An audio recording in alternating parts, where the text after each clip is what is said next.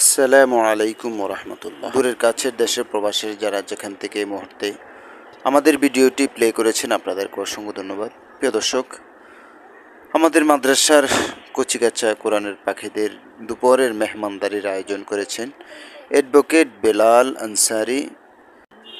আল্লাহ তাআলা ভাইয়ের এই মেহমানদারিকে ইখলাসের নিয়তে কবুল করেন এবং যেই উদ্দেশ্যে উনি এই কোরআনের পাখিদের মুখে হাসি ফুটিয়েছেন, আল্লাহ তাআলা যেন ওনার মাকসাদ নেক মাকাসিদগুলো যেন পূরণ করে দেন।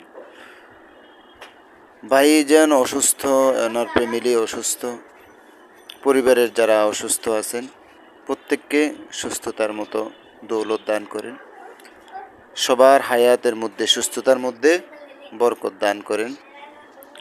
ভাই অনেক দূর থেকে এসে এই মেহমানদারির ব্যবস্থা করেছেন, ছাত্রদের সাথে বসে একই সাথে খানা খেয়েছেন।